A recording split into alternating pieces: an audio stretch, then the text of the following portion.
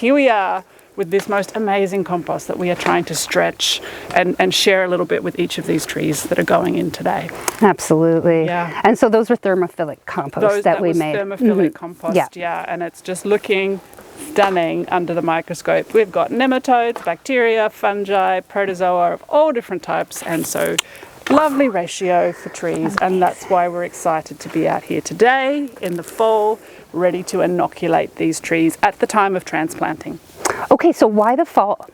Well, you know, it's interesting because mostly there's a lot of microbial activity that's happening in the springtime when plants are sending out their exudates and communing with the microbes.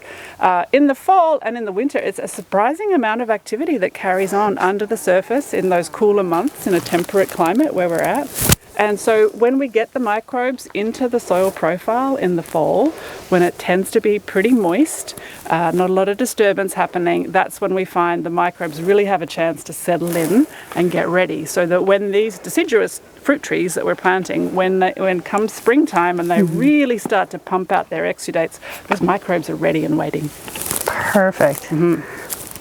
So there's all sorts of ways of getting microbes to the roots. That's right, yeah. Today we're dunking. How come?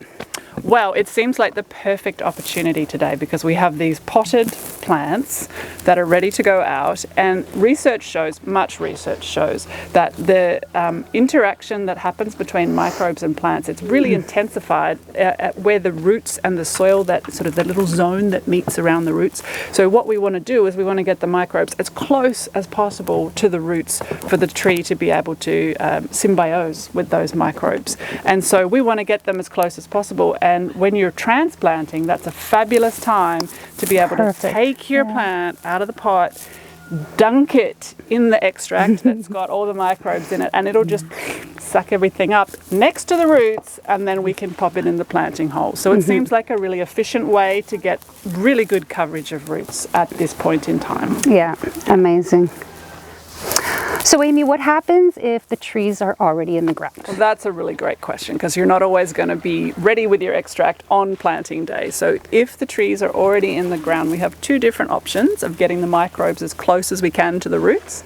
We can do a deep root injection, which I think we're going to demonstrate later. We are, yeah. And our other option is to do a soil drench where we would take some extract and we would literally pour it or spray it on the top of the surface and really hope that it goes down the top 7.5 centimeters or 3 inches into the soil profile, which is where most of the soil food web activity happens.